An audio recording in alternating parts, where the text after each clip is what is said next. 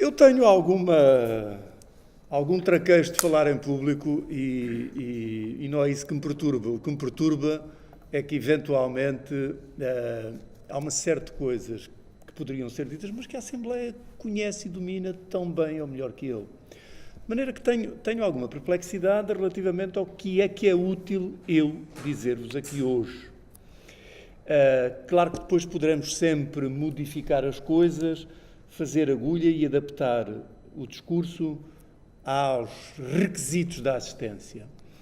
Mas aquilo que me parece, que se me oferece a propor como tónica da nossa discussão, e espero que haja um debate, é o perceber como é que este sindicato, que desde o princípio mereceu a minha simpatia, porque aqueles que me leem sabem que nunca fui um antissindicalista, tenho um respeito enorme pela atividade sindical, mas tenho sido um continuado crítico do sindicalismo que tem servido os professores,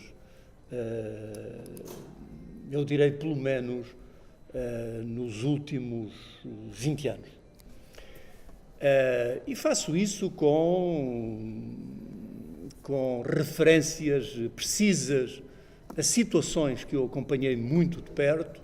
Estou a pensar nas duas, poderei dizer nas três, mas refiro-me às duas últimas greves em que, tendo os professores a possibilidade de fazerem uma viragem na relação entre os professores e o Ministério, à última hora foram traídos pelos seus representantes sindicais. E eu sei do que falo, porque tinha informação que a maioria das pessoas não tinha. Maria de Lourdes Rodrigues, quando se fez o acordo, tinha uma carta de demissão assinada pronta a ser entregue, e foi uma intervenção do ministro do governo junto de um altíssimo responsável sindical que levou a que esse altíssimo responsável sindical interferisse junto de outro alto responsável sindical para que o acordo se fizesse. Evidentemente não citei nomes, mas toda a gente sabe de quem eu falo, com esta minha metáfora de altíssimo e de alto. Aliás, numa sessão em que eu estive ao lado do alto, o alto tentou contar a história de maneira diferente e eu não me contive e pespeguei-lhe na cara, diante de uma assembleia muito grande, as coisas como se tinham passado e não fui desmentido. Nessa altura, poderíamos, de facto, se o acordo não tivesse sido feito, tirar a consequência que uma greve tem que ter. Porque, de facto, as greves são válidas, na minha análise, quando têm resultados que levam a que os grevistas ganhem, porque normalmente a força da razão está com eles, e não terem resultados em que a razão da força acaba por ganhar. E nos dois casos a que me estou a referir, este foi um, o outro foi já no tempo de Nuno Crato, quando de facto a greve ia funcionar, e refiro-me aqui às avaliações do 12º ano, também o acordo foi feito. Não me vou referir agora à última situação, porque essa conhecem-na bem melhor do que eu e foram atores muito empenhados nela.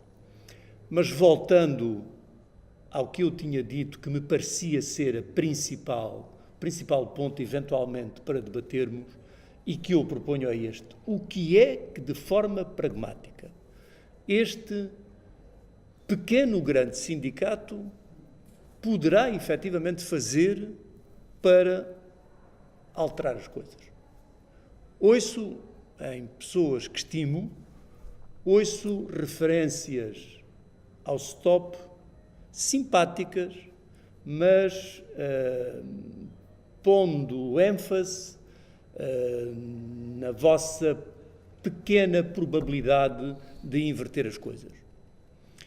E às vezes eu, que sou um utópico, sou um utópico, mas sou um utópico com um sentido também pragmático muito intenso, respondo sempre a esta gente com o mesmo tipo de pensamento utópico. E refiro-me a um colega nosso, o António Gedeão, para dizer que é de facto o sonho que comanda a vida e que as utopias só o são enquanto não se transformarem em coisas concretas. E se em determinados momentos de análise aquilo que temos pela frente é verdadeiramente algo utópico, há uma coisa que eu preservo sempre, que é, embora tenha essa consciência, deixem-me pensar assim, porque se eu não pensar assim, então faço menos do que aquilo que poderia fazer.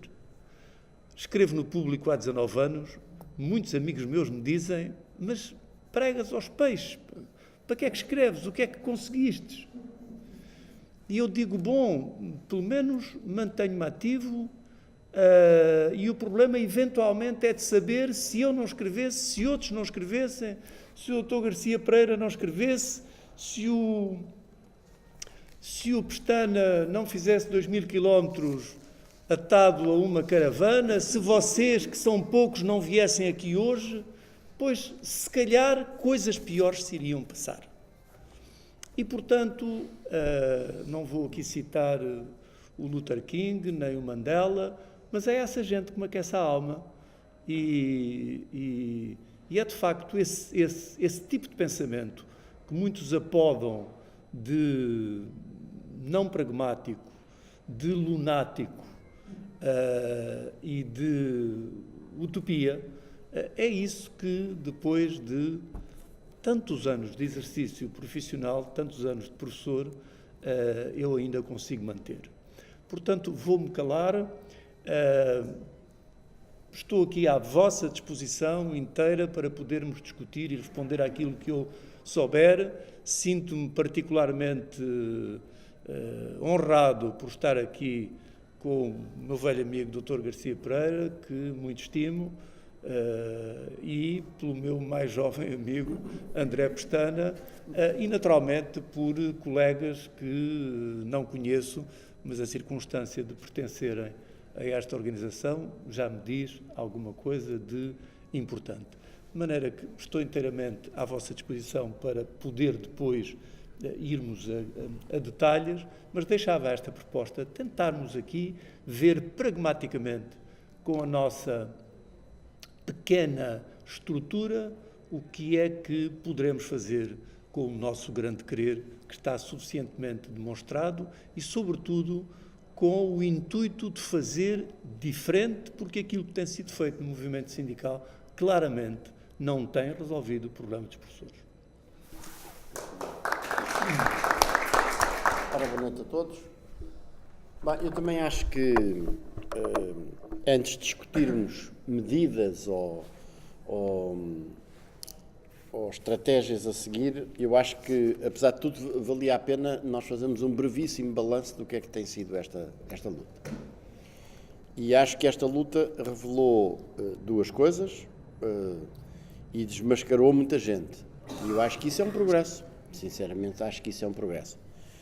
Revelou um governo que se diz de esquerda, democrático, amigo de quem trabalha, contrário às políticas da Troika, que não só adota a posição relativamente aos direitos de quem trabalha, que na sua substância é fundamentalmente idêntica à do anterior governo, que é a de que isso de direitos é uma conversa passada, enfim, e em nome da eficácia ou eficiência das finalidades, que são sempre as mesmas, o déficit, o controle da despesa pública, etc., vale tudo, inclusive tirar olhos, e, portanto, se justificam a ablação dos direitos mais básicos das pessoas. Esta é a posição de fundo. E não julguem que isto é uma figura de retórica, porque o que se está a passar com os professores é apenas uma faceta daquilo que, por exemplo, em matéria de legislação laboral, este Governo tem feito. As medidas mais graves adotadas pelo Governo do Passos Coelho e Paulo Portas, em cumprimento dos ditames da Troika e ainda até além dos ditames da Troika, tiveram que ver com os despedimentos, com a facilitação e o embaraçamento dos despedimentos. Hoje é escandalosamente mais fácil fazer despedimentos na atividade laboral privada, mais fácil fazer em Portugal do que na generalidade dos países europeus, ao contrário do que dizem uns estudos que, como é hábito, também apareceram agora, da OCDE. A verdade é que o índice de proteção legal, exclusivamente visto em função das soluções da lei. E, portanto, deixando aqui de parte uma questão muito importante, que é grande parte das relações de trabalho noutros países estão reguladas não pela lei, mas por instrumentos mais favoráveis aos trabalhadores, como a contratação coletiva, que entre nós a taxa de cobertura é fraquíssima, mas, mesmo do ponto de vista da comparação legal, nunca foi tão fácil fazer um despedimento coletivo, um despedimento por extinção de posto de trabalho, um despedimento por inadaptação, como em Portugal, como é hoje. E com um valor de indemnizações ridículos. 12 dias de retribuição base por cada ano. Ora, é precisamente este o ponto que o Ministro Vieira da Silva, desde o primeiro momento, e tem sistematicamente reafirmado que isto não é para mexer.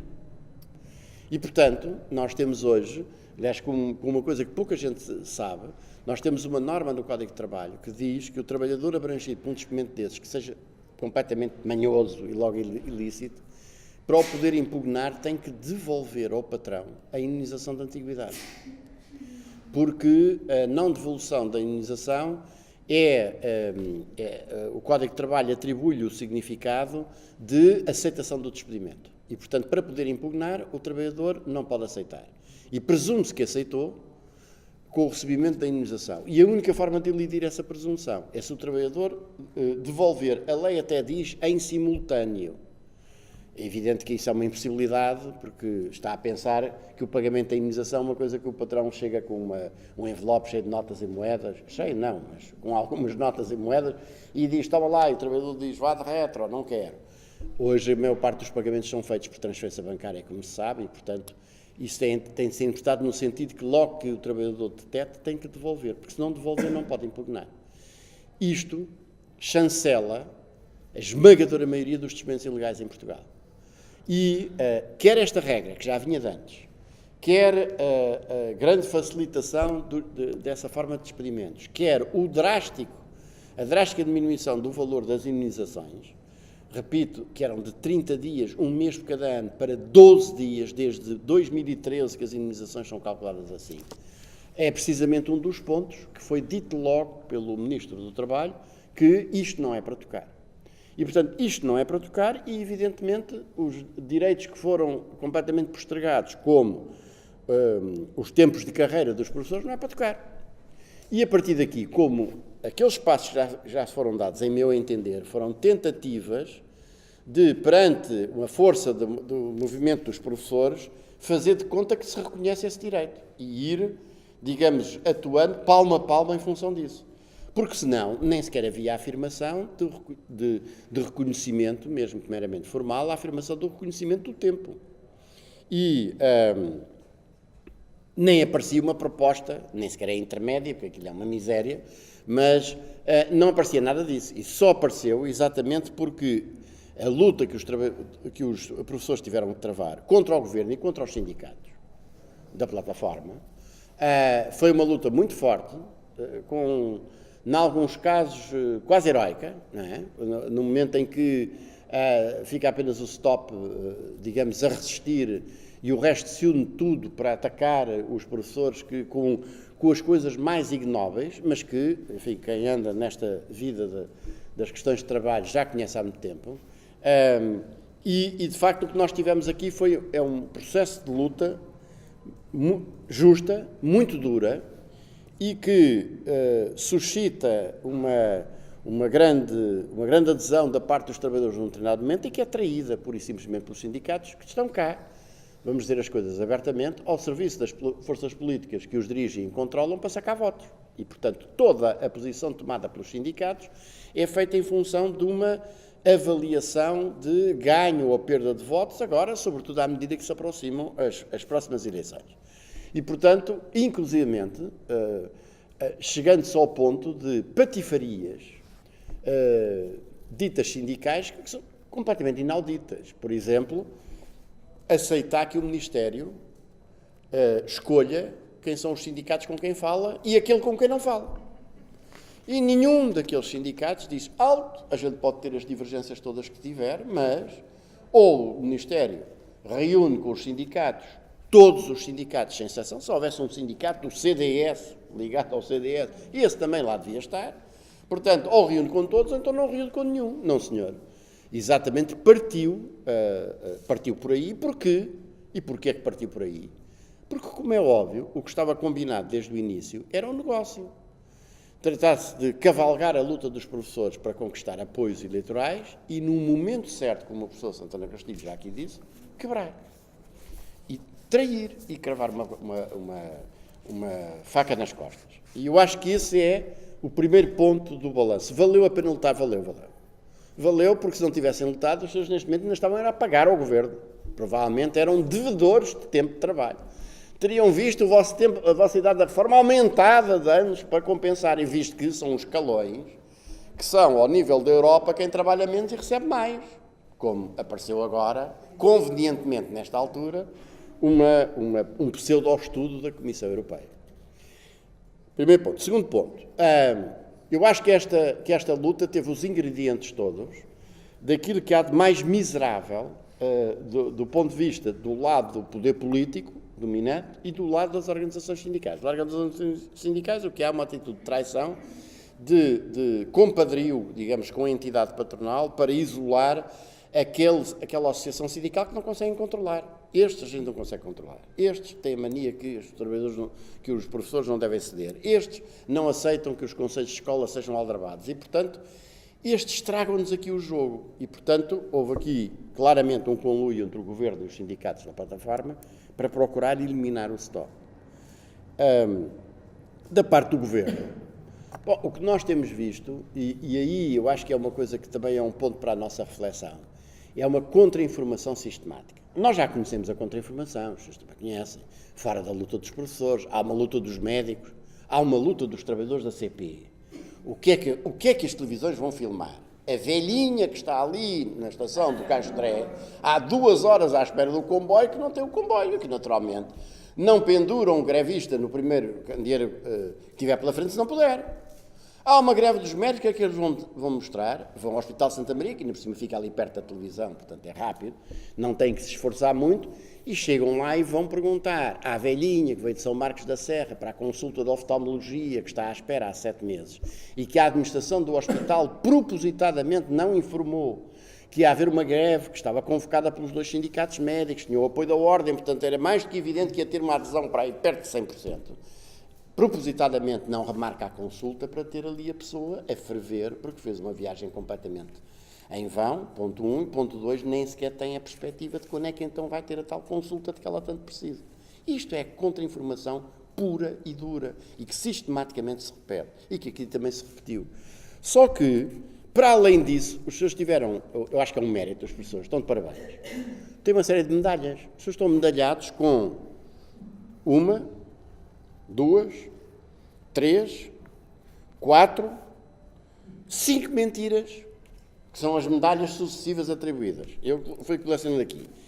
Portanto, primeiro, os malandros que têm uma progressão automática e, portanto, quanto menos trabalharem, desde que estejam lá, vão subindo. Já sabem, não vale a pena estarmos a perder tempo. Portanto, quando a gente começa a dizer, mas ouça, o senhor sabe que é preciso ter classificação, pelo menos de bom, para poder progredir. O senhor sabe que é preciso ter formação contínua, devidamente certificada. O senhor sabe que há a avaliação externa, as chamadas aulas assistidas. O senhor sabe que há cotas, que há portas quase fechadas para a produção dos escalões, as pessoas ficam boca aberta porque não fazem nada. Mas esta é a primeira. Segunda, mais de metade das baixas na educação foram fraudulentas. Portanto, os malandros dos professores, além de já não trabalharem, ainda por cima, agora nos últimos tempos, aprenderam a meter baixas, que são fraudulentas, porque depois, quando vão às juntas médicas, mandam-nos trabalhar. Como o professor Santana Castilho fez uma denúncia absolutamente demolidora num texto que escreveu, aquela contabilidade é feita a partir do número de pessoas que, estando de baixa, vão às juntas médicas e são mandadas trabalhar. Se eles mandam trabalhar os mortos, quanto mais os vivos. Os professores têm, não só, um dos exemplos mais recentes foi aquele jardineiro da Câmara Municipal de Caminha, não é?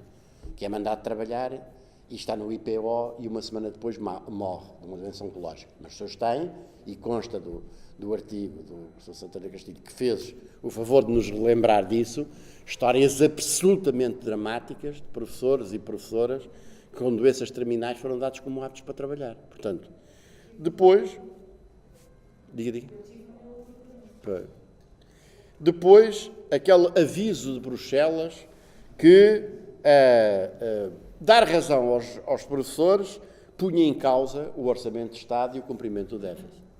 Quando até hoje o Ministério não fez as contas, quanto é que afinal custa pagar a estes malandros? Porque depois daquela história dos 600 milhões de euros e disso ter sido demonstrado, nunca mais apareceu nenhum valor. E sempre escamoteando que a verdade é que, como também o professor Santana Castilho desmontou isso, mesmo que haja lugar a um determinado montante, cerca de 30% regressa imediatamente sob a forma de impostos e contribuições para os cofres do Estado. Portanto, mesmo se a gente, digamos, pelas últimas contas que foram apresentadas, desagregar os professores dos restantes funcionários, relativamente aos quais se põem progressões de carreira, e se apontar para os professores cerca de 300 e tal milhões de euros, isto significa que verdadeiramente o encargo suportado pelo Estado é da ordem dos 260 milhões. Mas isto é o que desequilibrará o Orçamento do Estado. Não são os 20 mil milhões de euros que já foram metidos na banca e que vão ter que continuar a ser metidos, porque se calcula que só o buraco do Grupo Espírito Santo seja entre 25 mil a 30 mil milhões de euros. Não são dos swaps, não são das parcerias público-privadas, não é nada disso, em que estamos sempre a falar de 1.000 milhões de euros. E isto é também uma coisa muito interessante, porque eu a seguir vou falar sobre as questões da justiça, ou melhor, da injustiça, mas é importante salientar isto, porque um dos pressupostos destas medidas e da justificação destas medidas é que a sua finalidade é legítima. E, portanto, nós temos, ao nível do direito, avanço já, porque depois adiante iria referir isso, nós temos hoje uma teoria absolutamente nazi, que é de que a pretensa legitimidade dos fins justifica todos os meios. Isto é a teoria nazi do direito. E a legitimidade do fim é o combate ou a preocupação pelo déficit ou da dívida. Mas nunca ninguém vai verificar se aquilo verdadeiramente é uma medida adequada. Eu venho de ter completado umas alegações de recurso relativamente a um caso, que está agora do recurso está no Tribunal Constitucional, dos trabalhadores reformados do metro, a quem, pela Lei do Orçamento do Estado de 2014, foram cortados os complementos de pensões de reforma. A administração começou a pressionar os trabalhadores com 50 e tal anos, em nome de é preciso rejuvenescer a mão de obra, vai lá para a reforma. As pessoas resistiam porque se sentiam inteiramente válidas, foram muito pressionadas, alguns casos de assédio moral no local de trabalho, colocar as pessoas penduradas a olhar para a parede, com a administração a argumentar que, mas porque é que tu não queres dizer? Bom, além do mais, eu vou levar uma talhada enorme na minha pensão. Mas para isso mesmo é que tu tens aqui no acordo da empresa o direito ao complemento da pensão de reforma, que, somada à pensão, penalizada, te dá o valor da última remuneração líquida. E algumas das pessoas, algumas não, um número muito significativo das pessoas pré-reforma por aceitar e para a pré-reforma, para a reforma. Alguns anos depois de estarem na reforma da pré-reforma, o mesmo Estado a que pertence à empresa, que é uma empresa do setor empresarial do Estado e que exerce a tutela sobre aquela empresa, corta o complemento. E, portanto, em alguns casos, os cortes chegaram a 60% do rendimento disponível. Isto é, pessoas que tinham 1.200 euros de soma de pensão com complemento, foi-lhes cortado o complemento, que eram 700, ficaram com 500 euros. As pessoas assumiram os seus compromissos, tomaram todas as suas decisões de vida em função daquele pressuposto. E este pressuposto é-lhes retirado. E qual é a justificação? Mas isto é uma medida adequada a combater o déficit. Para não brinquem connosco.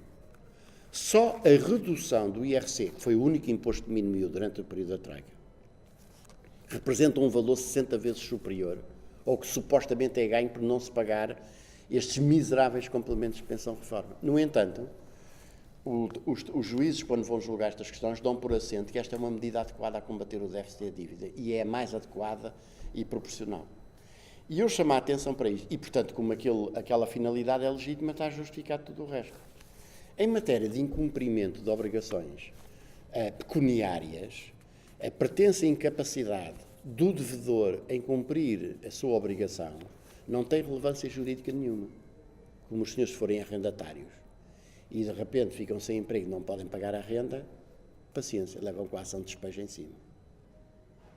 E não podem ir invocar, porque isso não tem nenhuma relevância jurídica. Mas eu estou aflito este mês, eu tive aqui umas despesas acrescidas, ou entretanto fiquei sem salário. A obrigação existe, é uma obrigação pecuniária de prazo certo, não foi cumprida, paciência. Porque é que, quando é o outro polo da relação laboral, no vosso caso, que é o Estado, porque é que a outra parte se permite o raciocínio nesta base? Mas essa mentira de que por aí em causa é uma mentira que está por demonstrar, primeiro, porque está por demonstrar qual é o valor que representaria, digamos, o reconhecimento do direito. Aliás, eu devo dizer, não é o reconhecimento do direito. Porque o reconhecimento do direito, em bom rigor, implicava pagamento retroativo. Isso aí sim é que era um valor gigantesco. Nós estamos a falar, os senhores são modestos nas vossas ambições. Porque só querem, perdoem-me que diga assim, só querem que o tempo vos seja contado e que sejam colocados onde deveriam estar. Mas não estão a dizer, aqui há X anos atrás eu devia estar neste sítio e devia estar a ganhar X e só ganhei Y, portanto tenho direito a Z, que é a diferença, etc, etc. Porque aí, de facto, dá uma diferença, então uma diferença muito grande. Estão a reclamar a integração agora, onde eu deveria estar se tivesse progredido normalmente, isto daria uma diferença de remuneração para tanto. E, não obstante a vossa modéstia, a verdade é que eles não acertaram ainda sequer com o número, e o número é completamente ridículo relativamente àqueles outros com que o Orçamento de Estado e o bolso de todos nós têm de contar para satisfazer os encargos que eles acham que esses sim devem ser satisfeitos, a começar pelos buracos das trafolhices da banca. Depois, aquela história que eu não vou perder tempo, mas de qualquer maneira que os professores portugueses são dos que mais trabalham e dos que menos trabalham e mais recebem, escamoteando completamente que não há ninguém que esteja no 10º escalão hoje em dia, que o tal aperto digamos assim, nos acessos a alguns dos escalões, como o 5º e o 7º, por exemplo. E depois, também, aquele jogo que foi feito, que eu acho que é a demonstração da desfaçatez e da desfaçatez provocatória com que dirigentes que se proclamam democráticos e até de esquerda se dirigem aos seus concidadãos cuspindo na nossa inteligência, como seja aquele jogo que a Secretária de Estado tentou fazer com a expressão do tempo, engolindo o artigo definido, não é, do compromisso, estava lá o tempo, e o quer dizer alguma coisa, e passando a referir não tempo, portanto é uma coisa qualquer. Bom, os senhores falam em 9 anos, 4 meses e 2 dias, salvo erro, mas o tempo pode ser um dia, pode ser 3 dias, pode ser 5 dias, pode ser o que nos apetecer dar. E eu acho, acho que foi hoje foi publicado um texto do professor Paulo Guinotti, muito interessante sobre esta matéria também, porque ele diz uma coisa que eu acho que é muito interessante. Se fosse para escolher, eu acho que as pessoas não têm que escolher, isso vão fazer os sindicatos da plataforma, Mas se fosse para escolher entre aceitar esta miséria dos 2 anos, 9 meses e 18 dias, ou não receber nada, eu acho que a resposta devia ser, pá, vocês façam o que quiserem, não aceito. E depois reservo-me o direito de discutir, para os meus netos serem notificados da decisão, está bem, há de ser, mas vamos discutir isto até ao fim, nas instâncias nacionais e nas instâncias internacionais.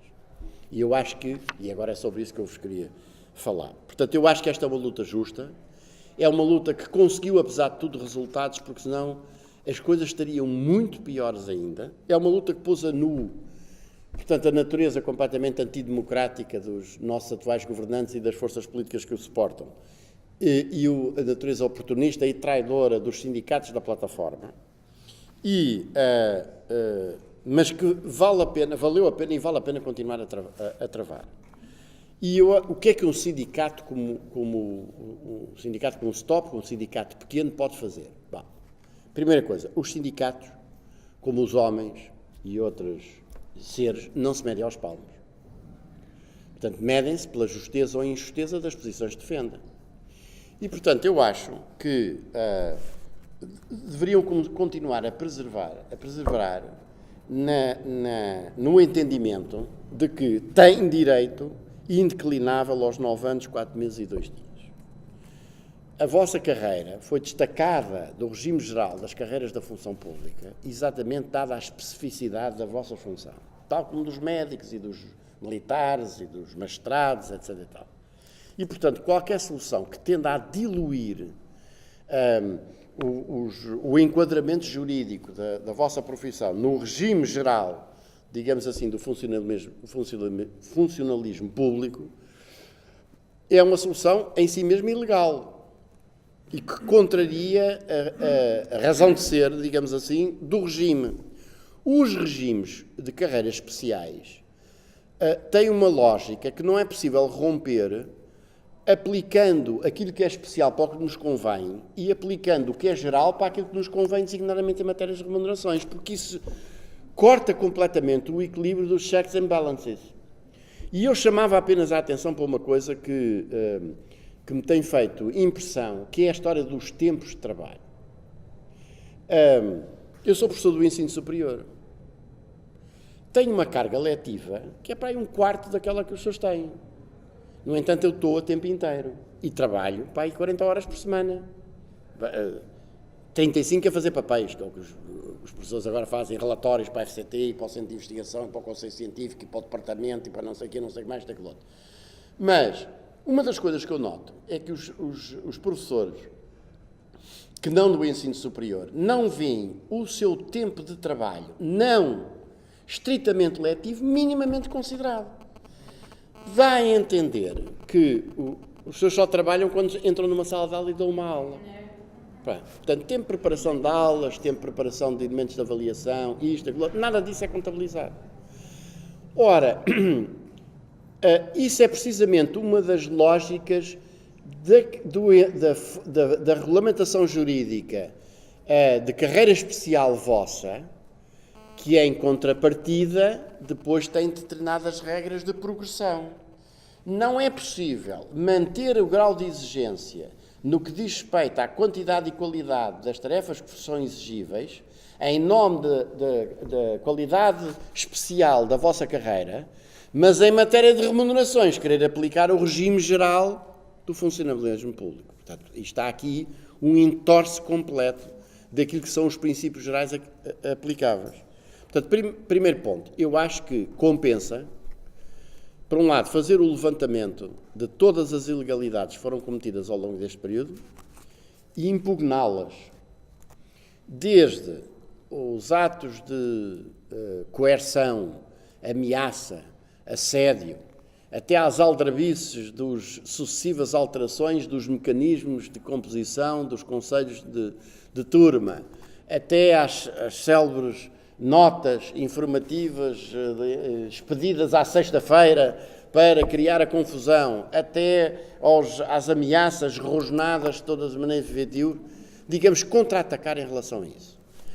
Porque eu acho que vem alguma coisa em tempo útil. Não, lamento dizer-vos, mas digo-vos com toda a clareza. Não vem nada em tempo útil da nossa justiça, designadamente da nossa justiça administrativa.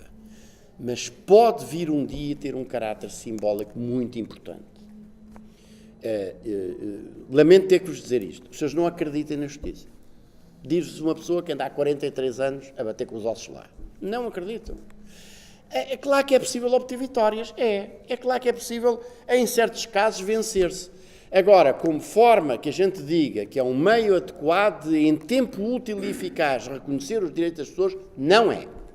E muito menos os trabalhadores da função pública. Eu disse isto numa das vezes que fui a uma coisa do STOP, chamei a atenção para o facto de o Estado tendeu a mudar o estatuto dos trabalhadores da administração pública para um regime, com exceção dos magistrados, de quem exerce poderes de autoridade e de soberania, para um regime de contrato.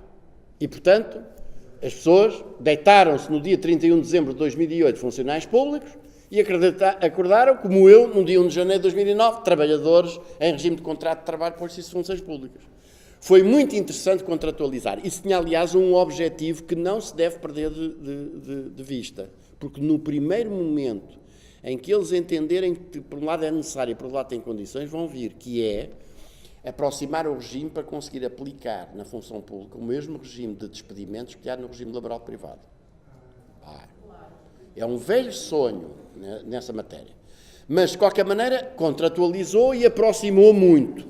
Mas manteve como foro competente, como tribunais competentes, os tribunais administrativos. Os tribunais administrativos são um poço sem fundo. O Tribunal Administrativo do Círculo de Lisboa está a levar 10 anos a proferir uma decisão na primeira instância.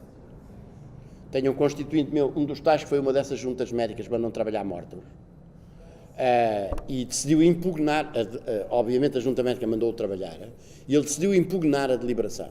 Além mais, tinha uma série de vícios formais. A junta médica foi em 2008, a junta médica foi em 2007, a decisão veio em 2017. A junta médica, o resultado daquela junta médica foi anulado, eles repetiram a junta médica e produziram um resultado exatamente igual ao anterior. E quando eu me voltei para o Constituinte e disse, vamos ao ataque, ele diz-me, doutor, não vamos. Não é sequer por um problema de custo financeiro. Eu já não tenho força anímica para isso. E eu não o consegui convencer a prosseguir. Tenho um outro caso, também com uma junta médica com doença oncológica, também impugnado, em 2008, ainda nem sequer está marcado o julgamento para a primeira instância de 2008. Portanto, é só para vos dizer, como é óbvio, eu, aliás, encontro esse meu constituinte, tem lá escritório, mora ao pé do meu escritório, e quando eu encontro digo, ó senhor engenheiro, vai ser o seu filho, também é engenheiro, e a minha filha também é advogada, vão ser notificados da decisão final deste processo, porque nós já lá não chegamos. Por isso é que eu vos digo que é isso que confere esta arrogância e esta sensação de impunidade a estas atuações. Sabem que, de uma forma geral, haverá uma ou outra exceção, mas de uma forma geral, não se consegue obter decisões em tempo útil para a reposição dos direitos. E, portanto, a lógica é esta. Quando o pau vem folgam as costas, quando vier uma sentença qualquer a dizer que isto que eu pratiquei é tudo ilegal, eu já cá não estou. E, portanto, outro que fecha a luz, encosta a porta que fecha a luz. Portanto, de qualquer maneira, eu queria vos dizer que acho que vale a pena impugnar e acionar todos os mecanismos relativamente àquele rol de patifarias, porque isso pode vir a ter. Há, por exemplo, uma coisa, lembro-me que na altura houve um governo que decidiu inaugurar, relativamente a férias, uma coisa chamada requisição civil preventiva, que era, anuncia-se uma greve e antes das pessoas entrarem em greve, invocando que as pessoas que vão fazer greve estão a dizer que não vão fazer isto e aquilo outro, o governo decretava a requisição civil. Fez isso em relação aos funcionários judiciais. Nunca mais fez. Porquê? Porque, nos termos da lei, a requisição civil só é possível ser decretada pelo Governo após se verificar que há incumprimento das obrigações, designadamente dos serviços mínimos. E, portanto, não é possível dizer, cheira-me que eles não vão cumprir estes serviços mínimos e decretar. No caso dos funcionários judiciais, houve um acórdão que levou, salvo erro, 7 ou 8 anos a ser proferido. Para as pessoas envolvidas naquele processo grevista, já não teve nenhum efeito útil. Mas ficou. E o Governo nunca mais se atreveu a fazer requisições civis preventivas. Segundo ponto, eu acho que também deve ser impugnada aquela portaria que, entretanto, foi produzida agora durante o verão para alterar o regime dos conselhos de turma. Exatamente. Porquê? Entre outras coisas, mas a mais importante é aquela matéria de reserva de lei. Aquela matéria, e o regime que se contenha num decreto-lei, quer dizer, neste país ainda há o artigo 112 da Constituição, que define os atos normativos e a sua hierarquia. E um regulamento ou uma portaria são de grau hierárquico inferior a uma lei. Matéria que está regulada por lei não pode ser regulada de forma diferente por uma fonte hierarquicamente inferior. Isto a gente ensina aos alunos de introdução ao direito, primeiro ano da faculdade. Mas, pelos vistos, depois temos de fazer uma revisão da matéria com atualizações. Mas, para nós é inegável, já estive a estudar isso com a doutora Joana Miranda, e para nós é inegável que há aqui uma violação daquilo que se chama reserva de lei e que essa portaria é ilegal e, portanto, também deve ser impugnada, até porque essa impugnação pode vir a fazer muito jeito no futuro. E depois, e finalmente, eu acho que vale a pena continuarem a bater-se pela contagem integral do tempo de serviço. Primeiro, porque é justo, os senhores não estão a pedir a lua, eu já há bocado disse que estão a pedir apenas um problema do tempo, nem sequer estão a pensar em retroativos. Sim, está bem, mas não têm formulado isso assim. E acho que é o mínimo. É o mínimo. É dizer, bom, eu não vou reclamar aqui diferenças salariais para trás, mas se eles colocam-me na posição em que eu devia estar se não tivesse sido o congelamento. E não devem aceitar a vossa concordância, aqui é que está a questão. Eles, o que é que eles podem fazer? Bom, eles vão aprovar para lá um diploma qualquer que diz os tais, dá a tal esmola dos 2 anos, 4 meses e 18 dias. Provavelmente vão aparecer umas associações sindicais a dizer, bom, não foi o acordo ótimo, mas foi o acordo possível, sempre é melhor, mais vale um pássaro na mão do que 2 a voar e mais uma série de barbaridades dessas, e dar a sua chancela a isso. Mas eu acho que um sindicato que se preve não deve dar. E se um trabalhador não manifestar nenhum ato de concordância, está sempre com as mãos livres para dizer, está bem, vocês reconhecem isto, mas ainda faltam, agora há diferença para quase 7 anos, que ainda faltam aqui discutir isso. E eu acho que vale a pena discutir, porque juridicamente entendo que há fundamento bastante para discutir. Agora, termino com isto. Não me peçam que eu vos garanta que essa luta jurídica ou judicial é ganha. Porque acho que se virem algum jurista a fazer isso, desconfiem dele. Desconfiem dele. Porque acho que, reparem uma coisa, o que eu queria aqui salientar junto de vós é que ultimamente o país tem sido sacudido com, e ainda bem, com a indignação resultante de alguns acórdãos, designadamente daquela instância magnífica que se chama Tribunal da Relação do Porto, na área criminal e a propósito de crimes de natureza sexual, em que cada um é pior que o anterior. Mas eu o que vos queria dizer é que na área laboral, a área criminal é uma área muito mediática. Dá para alertas CM, dá para reportagens, dá para N especialistas no estúdio a discutir porque é que aquele matou a mãe e o outro não sei quê, etc. Outras áreas, como designadamente a área laboral, seja privada ou pública, não têm essa vocação mediática. Portanto, não se fala, mas o nível de preconceitos por que se caracterizam os nossos juízes na área de trabalho não fica atrás daqueles que acham que violar uma mulher que está inconsciente porque foi numa noite de copos e, pasme-se, num ambiente de sedução mútua com uma mulher inconsciente, que o grau de ilicitude não foi assim muito elevado e que a culpa não é muito grave. Isso mostra a realidade dos nossos juízes. O que eu vos quero chamar a vossa atenção é que o anacronismo, o medievalismo daquelas concepções também existe exatamente aqui. E aquilo que para nós nos parece evidente do ponto de vista laboral, para aquelas almas não é. E eu tenho visto coisas na área das questões laborais, quer privadas, quer públicas, de bradar aos céus, não vale a pena estar aqui a amassar-vos com isso. Agora, acho que se deve ir, deve. Deve ir por uma questão de princípio, em primeiro lugar, A gente deve batalhar contra aquilo que é injusto. E aqui eu vou terminar exatamente com as mesmas palavras, não as vou repetir, portanto vou-me louvar nelas do professor Santana Castilho. Compensa sempre a gente reagir e lutar contra aquilo que é injusto. Em primeiro lugar, por uma coisa, quem assim pensa tem consciência. Os que não têm, não lhes faz diferença nenhuma. Agora, os que têm, há uma coisa chamada espelho, nem que seja o da casa de banho, e o facto de uma pessoa todos os dias olhar e poder dizer para si própria que fez tudo aquilo que estava ao seu alcance para protestar, para lutar, para combater contra uma injustiça, é uma coisa que não tem preço. Segundo, porque é possível obter algum êxito, mesmo que a uma certa distância, e se não for para a nossa geração, que seja para a geração a seguir. Ficam sempre sementes, ficam sempre, digamos, avanços, ficam sempre, estacas cravadas no terreno que são úteis no futuro. E por isso eu incentivava-os muito a que não desistissem disto. Agora, o que me parece muito importante, e aí eu acho que é preciso um esforço de todos, eu acho que é inestimável o papel que o professor Santana Castilho tem desempenhado nessa matéria, que é o papel, que é uma aposta muito importante na informação, no combate à contra-informação, que é uma contra-informação científica. Atenção, é uma contra-informação científica, perfeitamente levada a cabo por spin doctors desta área, que sabem como é que as coisas se fazem e que deixam cair, deixam escorregar para a comunicação social, fazem aparecer nos momentos críticos aquilo que interessa para. E, portanto, é muito importante, e é um esforço que tem de ser exigido a cada um de nós e ao próprio sindicato, é explicar à população as razões de ser da vossa luta. Porque acho que muitas das coisas se ganham e se perdem. É absolutamente, muitas vezes, os trabalhadores em luta, e designadamente em greve, esquecem-se disso.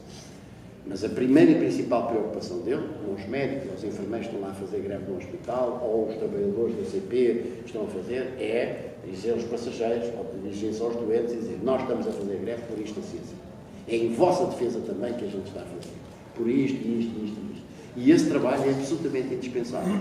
Porque a facilidade ou dificuldade com que as medidas com que se preparam para vos prejudicar e lesar nos vossos direitos depende em larga medida da capacidade de convencimento da opinião pública. E não se esqueçam que vamos entrar num ano de eleições. E em eleições, mais do que em qualquer outro ano, vale tudo, inclusive a tirar olhos para ganhar votos. E, portanto, a vossa luta tem de ser ainda uma luta mais extrema, mais dedicada, mas eu acho que vocês têm, continuo absolutamente convicto disso, têm a razão do vosso lado. E a minha ideia final é esta. Todo o governo, todo o poder que trata mal os seus professores convive mal com a democracia. Porque os professores são os formadores dos espíritos. Se formarem carneiros, muito bem, porque é fácil de formar carneiros. Se formarem, ou tenderem a formar, cidadãos ativos e conscientes, intelectualmente rebeldes, que gostam de pensar pela sua própria cabeça, são uma arma de destruição maciça, mais exatamente, uma arma de criação maciça. E, portanto, todo o poder que não é democrático e que quer ter carneiros, tende a desvalorizar a posição dos professores. E olhem nos últimos 50 anos para trás e digam se isto não se aplica a todas as experiências porque já passaram. O meu pai foi professor de inglês e alemão durante perto de 40 anos.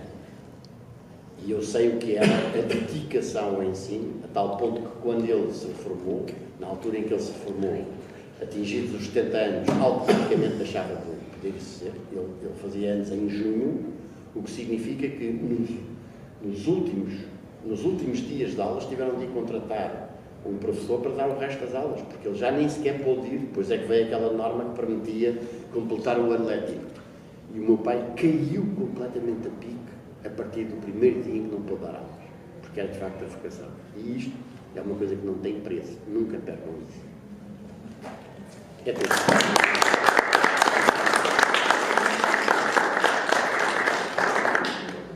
E sem dúvida que, se dúvidas houvesse, Vocês são, digamos, dois exemplos paradigmáticos que se a recente luta, muito cansativa luta para a classe docente de junho e julho, revelou infelizmente o pior de algumas pessoas, e acho que não preciso não ver quem são, acho que a gente sabe quem são, que iram muitas máscaras, não é?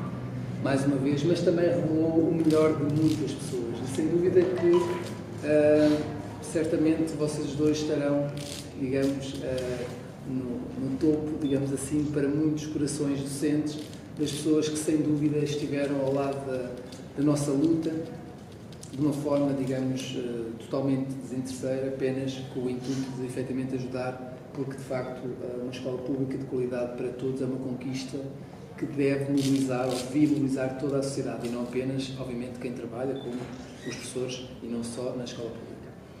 Bem, eu tinha aqui, como podem ver, tinha aqui muitas coisas riscadas porque, obviamente, depois destas duas intervenções não gosto, digamos, de repetir propriamente o que foi dito anteriormente. Mas sem dúvida que há coisas que, de certa forma, ainda estão aqui colegas da minha escola do ano passado que viram efetivamente o nascimento do STOP, não é? E viram a fazer-nos história, não é? Mesmo antes de surgir provavelmente nos mídia, e logo desde o início o STOP, como as nossas t-shirts indicam, tentaram fazer o que ainda não tinha sido feito na escola pública e que, como todos sabemos, há muito que ainda não foi feito e há muito que era necessário começar-se a fazer. Se repararem, nós começámos sempre de uma forma não sectária. Os colegas da Dom Domingos Jardim, da J, viram isso, por exemplo, logo com 15 dias de vida, até se calhar menos, porque a nossa adesão formal foi a 15 de fevereiro e o primeiro protesto de amianto, se a minha memória não me está a traiçoar, foi de 1 de março e depois a 7 de março. E nós tivemos a preocupação de, antes de 1 de março, enviar um mail para todos os sindicatos docentes a dizer: estamos legalizados, com o link para o Ministério, digamos, com o Boletim do Trabalho de Emprego, a dizer que de facto havia mais um sindicato legalizado, para verem que isto não era nenhuma piada de mau gosto, mas se calhar pensaram isso, mas efetivamente estava lá o link, imparcial, e convidá-los para participar, digamos, nestes protestos, porque efetivamente a questão do amianto, apesar de não ter mobilizado, infelizmente, digamos assim, não ter visto ainda nenhum sindicato docente a dar uma luta a sério relativamente a isto, é uma vergonha nacional, ou seja, é expor milhares de crianças, professores, funcionários, pais, vizinhos de todas as escolas que têm amianto, que serão algumas centenas ainda, é uma substância comprovadamente cancerígena e que uma lei já está aprovada há mais de 7 anos para retirar. Ou seja, é impressionante depois vermos que as prioridades de facto estão trocadas, não só deste governo, mas também dos anteriores, que de facto não têm olhado para isto com a atenção que merecia.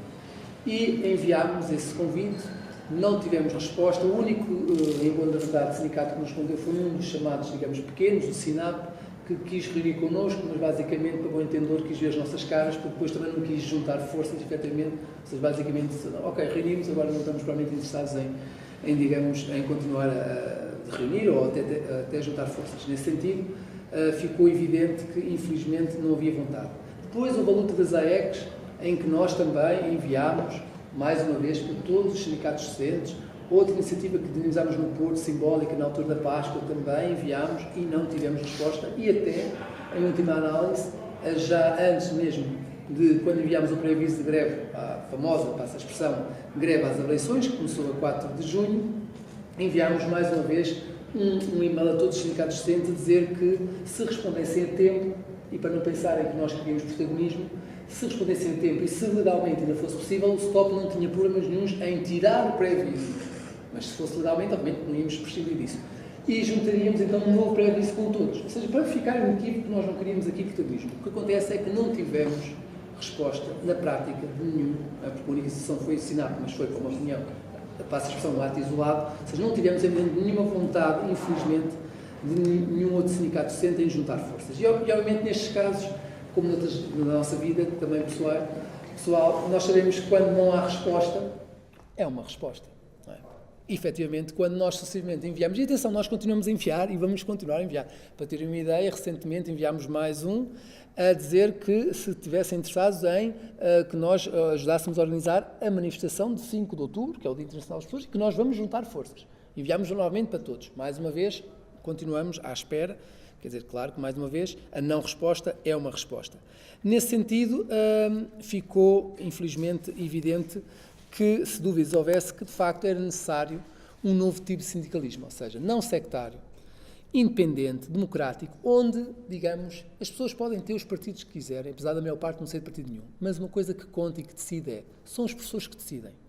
E isso acho que ficou evidente. Relativamente ao stop, eu acho que toda a gente sabe.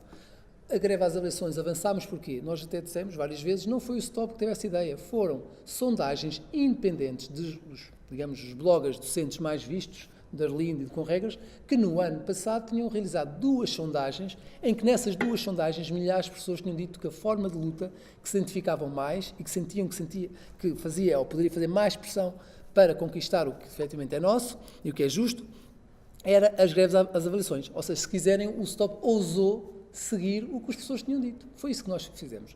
Se dúvidas houvesse, quando houve aquela questão de terminar a 13 de julho ou a 31 de julho, mais uma vez o Arlindo fez uma sondagem e 63% dos colegas votaram para continuar. Ou seja, não há aqui, digamos assim, nenhuma agenda escondida. Nós queremos fazer o que a classe determina, o que a classe acha que há condições para fazer.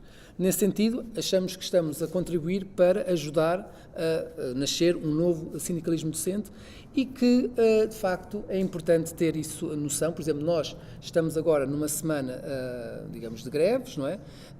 Vai haver a manifestação. O STOP, como na situação também da ILC, da Iniciativa Legislativa Cidadã, como sabem, infelizmente, mais uma vez, foi o único sindicato a apoiar a ILC, que é uma coisa impressionante, como é que é, ou seja, uma desgraça, literalmente, o STOP ser o único sindicato, quem nos dera que houvesse, porque assim já teríamos tido, digamos, muito mais assinaturas, se dúvidas houvesse, apesar de algumas narrativas fantasiosas, se me permitem, que a ILC ajudaria ao governo, se dúvidas houvesse, recentemente, tudo o que aconteceu ficou inequívoco. Ou seja, a plataforma, digamos, do Parlamento, com um orçamento de perto de milhões de euros, ter estado montes de dias, desculpem o termo, mas muitos dias, até salvo foi também o Guinote ou o Arlindo que fez um estudo em que, grande parte dos dias, aquilo esteve off, ou seja, esteve fora de serviço e agora, recentemente, quando os colegas conseguiram as 20 mil assinaturas, receberam uma resposta afirmativa a dizer que estava tudo bem, que até tinha um número de processo que era 944, vejam que era quase uma coincidência do 942, isto é uma coincidência, naturalmente, e depois, passados uns dias, afinal, receberam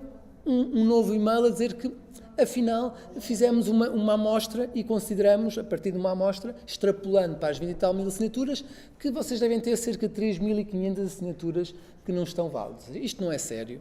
Isto não é sério. Há, de facto, muito medo que, de uma forma inequívoca e clara, que a votação no Parlamento diga de uma vez por todas e vermos quem são os partidos que estariam a favor ou contra esta medida. Porque se foi aprovado por unanimidade em janeiro deste ano uma recomendação, por unanimidade, isto é impressionante, de contar todo o tempo de serviço, mas isso em termos práticos, para o que interessa aos professores, vale zero, não é? Uma recomendação. A questão é, na hora H, e era isso que era necessário, nesse sentido, a ILC seria muito progressista e por isso o STOP continua a apoiar. Nesta greve e nas manifestações, mais uma vez, nós não somos contra. Ou seja, como viram, nós não temos qualquer atitude sectária, achamos que, infelizmente, não vai ser esta a greve que vai resolver, mas, como viram, nós não nos opusemos, até apoiamos a adesão que houve e que está a haver de milhares de colegas e, obviamente, também para a administração estamos a apelar, digamos, de uma forma inequívoca para juntarmos forças. Agora, o que é preciso ficar claro é que nós podíamos ter ganho, colegas. Nós podíamos, e não pode haver dúvidas sobre isso, colegas. Há quem diga que agora é que é o momento para lutar, podemos dizer que todos os momentos são bons para lutar, mas há momentos melhores que outros. E, objetivamente, se calhar nós sentimos que esta greve, e apesar de nós termos apelado à adesão também, nós sentimos que o Ministério da Educação e o Governo sabem que é uma greve que está limitada temporalmente, ou seja, eles sabem que está, ou seja, o dia de início e de fim já está determinado, ou seja, a pressão é muito, muito reduzida. Enquanto que a greve às avaliações, vocês sabem, eles tremeram. E nós não ganhámos porque, objetivamente, houve quem, infelizmente, chegou tarde a esta greve e partiu cedo, porque senão nós tínhamos ganho. Vejam, são factos. Como é que é possível que um sindicato minúsculo, nós não temos problemas nenhum de dizer, na altura devíamos ter perto de 30, 40 associados, finais de maio, início de junho, os colegas da DJ também não me deixam mentir, ou seja, éramos pouquíssimos. O que é que acontece? Onde podemos considerar que foi um dos berços, digamos, do STOP, e objetivamente, como é que é possível que um sindicato pequeníssimo, sem qualquer logística, Um sindicato que nos primeiros 15 dias, de 4 a 15 de junho, teve um bloqueio brutal, total, por parte dos mídias, por isso nós recebemos centenas de mails, de telefonemas de colegas a dizer assim, mas a vossa greve está legal? É que na televisão só se fala da greve da plataforma, por algum motivo. Depois vimos, infelizmente também, alguns dirigentes de outros sindicatos, isso também é público, a, digamos, criarem medo que quem seguisse a greve do STOP iria ter ou processos disciplinares ou faltas injustificadas. Isso está também, como saberão, nomeadamente em alguns sites de alguns dos principais sindicatos, em nível de entrevistas, etc. E nesse sentido, é gravíssimo o que aconteceu. E se, mesmo assim, colegas, sem logística nenhuma, pequeníssimos, com, digamos, bloqueio total em termos mediáticos nesses primeiros 15 dias. Depois, naturalmente, não houve, porque ficámos incontornáveis, não é? Depois, mesmo com estas, digamos, ataques e contra-informação, infelizmente, também dentro da classe docente. Se mesmo assim a entidade patronal reconhece, vocês sabem que nos números das greves, normalmente a entidade patronal até puxa um bocadinho para baixo e dizem que os sindicatos puxam para cima e há quem faça uma média, nem vou entrar por aí. Mas o Ministério da Educação reconhece que de 4 a 15 de junho, ou seja, na greve do STOP, 30% de todos os estudantes do 9º, 11º e 12º ficaram sem avaliação. Colegas, se um sindicato minúsculo, com bloqueio informático, sem meios nenhuns e com esta contra-informação dentro da classe conseguiu 30%, imaginem se nós estivéssemos unidos. A pressão tinha sido uma avalanche completamente avassaladora e eles teriam que ceder. Porque, de facto, como disse o Dr. Garcia Pereira, dinheiro, há muito dinheiro aqui, só que no nosso país, não é? Apesar de não ser provavelmente um país muito rico, mas nós vemos, não é? Quando há milhares de milhões, atenção, não são milhões, são milhares de milhões, como disse o Dr. Garcia Pereira muito bem, para, digamos, parcerias público-privadas, para a banca, etc, etc, e agora até para a NATO também, uma promessa de 2% do PIB, que é mais 4 mil milhões de euros por ano, isto de facto é impressionante o valor que está aqui, digamos, em cima da mesa, e de facto para os professores parece não ter vindo, mas de facto é isso que é importante, podíamos ter ganho. Relativamente ao futuro, obviamente a ideia é estarmos também aqui a ouvir eventualmente críticas, sugestões, como nós fizemos um pouco por todo o país, como sabem, fizemos uma caravana em defesa da escola pública em que percorremos mais de 2.400 km, ouvimos e contactámos com centenas de colegas que nos deram várias ideias, mas há uma coisa que já está em cima da mesa, que é nós vamos avançar, como tínhamos prometido, um processo conjunto contra o Ministério da Educação e alguns diretores que tiveram uma atitude claramente intolerável num Estado de Direito e democrático, que supostamente estamos a viver ainda, pelo menos é que o dizem formalmente, e aí até, digamos, mais um agradecimento, porque tem sido com uma advogada dos escritórios do Dr. Garcia Pereira, que nos está, digamos, a fazer essa assessoria, que obviamente é imprescindível. Estamos também, como sabem, na nossa página das redes sociais a receber ainda propostas, porque nós acreditamos que a classe, como no passado, pode ter ideias criativas, diferentes, como dizem os ingleses, out of the box, digamos assim, e por isso nós não temos problemas nenhums em abrir para que as pessoas sugiram, e isso está neste momento em curso na nossa página, porque de facto nós acreditamos muito na classe docente, porque sem dúvida nenhuma não se vai ganhar luta nenhuma sem os professores, por isso, sem dúvida nenhuma, se vier uma ideia boa também da classe, será importante. Iremos, no dia 5, então, de outubro, participar nessa manifestação conjunta com os outros sindicatos. Haverá uma coluna do STOP, como também há uma coluna, naturalmente, dos outros sindicatos. Obviamente que apelamos a todos a estarem presentes. Salvo erro, se a minha memória não me falha, é esta sexta-feira às 15 horas na Alameda e depois vamos desfilar até, salvo erro, o Ministério das Finanças, passando pelo Almirante Reis, Martim Muniz, etc. Faço esse pedido em que nós vamos até apresentar a nossa faixa em primeira mão, que está aqui, mas que estará, obviamente, depois com outros esportes, relativamente, digamos, à admissão. Porque uma coisa é muito certa, colegas, se repararem, nós não temos problemas nenhums em discutir, apesar de agora eles não querem discutir connosco, com pessoas que pensam diferente de nós, mas sem dúvida nenhuma este Ministério da Educação já demonstrou que, além das ideias diferentes, que é legítimo que tenham, bem ou mal, tem má fé. Revelou várias vezes má-fé negocial, mentiras, chantagem, como na reunião em que eu tive a oportunidade de estar, juntamente com a Ana Bau e outra colega da DJ, a Sandra, em que, basicamente, o Ministro disse: vocês aceitam, aí era a chantagem, foi ou aceitam os 2 anos, 9 meses e 18 dias, ou nada. Exatamente, eles chegaram a usar isso. Isto, de facto, é totalmente indigno, porque, colegas, atenção, eles não nos estavam a dar nada.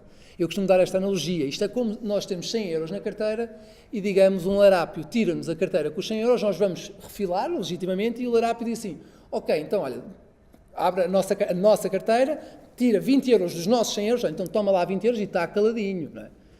Ou seja, eles não nos estão a dar nada, é o nosso. Ou seja, é indigno referir-se à classe docente, não é? Como aceitam 2 anos ou nada. Ou seja, isto é completamente inadmissível, não é? Nesse sentido, de facto, acho que há mais do que razões para exigir demissão destas pessoas que não são sérias, revelaram, digamos, uma falta de cultura democrática atroz, se dúvidas houvesse, não é? Que até foram em algumas áreas mais longe ainda do que, infelizmente, alguns governos, digamos, de Passos Coelho, em alguns aspectos, por exemplo, o ataque ao direito à greve e às férias, sem dúvida nenhuma que foram. E, nesse sentido, acho que há claramente condições para pedir a demissão destas pessoas, porque, de facto, não merecem a confiança de qualquer professor. Eles mentiram. Se houvesse aquelas notas informativas depois com a portaria de 3 de agosto, que, no fundo, a tal portaria, para não dizer outra palavra, que rima com portaria, que certamente estará na vossa cabeça, o que acontece? Reforça que, de facto, tudo antes foi ilegal. Porque agora tentaram, a 3 de agosto, fazer algo que não estava nem sequer numa portaria. Pronto, nesse sentido, claramente temos que juntar forças, mais uma vez, sem sectarismo, como é nosso apanágio. E outra coisa, para começar a terminar, que é muito importante que todos não tenham dúvidas, que é, se repararem, este Ministério que nos rouba, mente, chantageia, desconsidera a vários níveis, este Ministério da Educação e este Governo nunca teve dúvidas durante esta, provavelmente, a greve mais longa da educação em Portugal, nunca teve dúvidas quem quis atacar e destruir. Vejam. Primeira nota informativa, 11 de junho. A 11 de junho, a greve que estava a nível nacional era do STOP. Como sabem, a greve da plataforma começaria uma semana depois, a 18 de junho. Vejam, então esta nota informativa, a 11 de junho, era para atacar a greve do STOP. 2. Preparação dos serviços mínimos. Quem foi o único sindicato? Mais uma vez, o único sindicato que não teve direito a indicar nenhum jurista para participar no colégio arbitral. Mais uma vez, só o STOP, mais uma vez, que foi discriminado. 3. Os serviços mínimos propriamente ditos. O que é que lá dizia? De 2 a 5 de julho, mas dizia às reuniões de avaliação de 9º, 11º, 12º. Vejam, parece coincidência. Precisamente essas reuniões estavam previstas de 4 a 15 de junho, ou seja, mais uma vez, para afetar a greve do STOP, que tinha tido o impacto que tinha, apesar de todas as situações, digamos, e de uma luta de David Golias, não é? Como eu falei, contra tudo e contra todos, que se conseguiu 30%. Imaginem se tivéssemos Estados Unidos. 4. Nota, ou e-mail da DGEST de 20 de julho, 07, para não haver dúvidas, de julho, não é? 20 de julho. Colegas, a greve da plataforma tinha terminado uma semana antes, a 13 de julho, como é público, para atacar a greve de STOP. Se dúvidas não houvesse. 5. Envio de inspectores para as escolas, que foi uma vergonha autêntica. Como devem imaginar, eu nasci em 67, não vivi, felizmente, digamos, os atropelos legais, apesar de, obviamente, gostaria pessoalmente de ter vivido a Revolução de Abril, obviamente, que toda a gente diz que foi, digamos, uma explosão de felicidade neste país, mas, objetivamente, a repressão e a guerra colonial, obviamente que isso não é obviamente não foi boa experiência para ninguém, mas objetivamente eu tive colegas mais velhos que disseram: André, isto parece, colegas que viveram o Estado Novo, isto parece, tem ticos de pidescos, enviar os inspectores, tanto é assim que os inspectores, e bem, denunciaram publicamente uma carta aberta a dizer que não estão aqui a mando do Ministério da Educação, estão a mando para cumprir a lei, não os ditames que vão contra a lei, não é? Nesse sentido ajudou a cair, digamos, a máscara. E se dúvidas houvesse, colegas, já estávamos em 5, vejam, sempre para atacar, nunca foi para atacar a outra greve, porque a outra greve, com o devido respeito, não fazia moça, colegas. E por isso eles não tiveram dúvidas quem é que queriam atacar. E se dúvidas houvesse, 6º, não é? Porque aqui não é uma referência para quem tem polidactília, não é? Que é 6 dedos, mas também há pessoas assim. Basicamente, 6, porquê? Vejam, se repararem, quem é que deixou de ser convidado para as reuniões? Mas que fomos convidados durante o mês de junho. Fomos convidados para 4 de junho, como ministro. Fomos convidados com 6 de junho, com o Secretário de Estado. Fomos convidados a 14 de junho, nas eleições do Ministério da Educação, sempre com os outros sindicatos também. Fomos convidados nas reuniões pré-preparação para ver se havia acordo ou não com o novo dos serviços mínimos. Fomos convidados sempre. A partir de julho deixámos de ser convidados.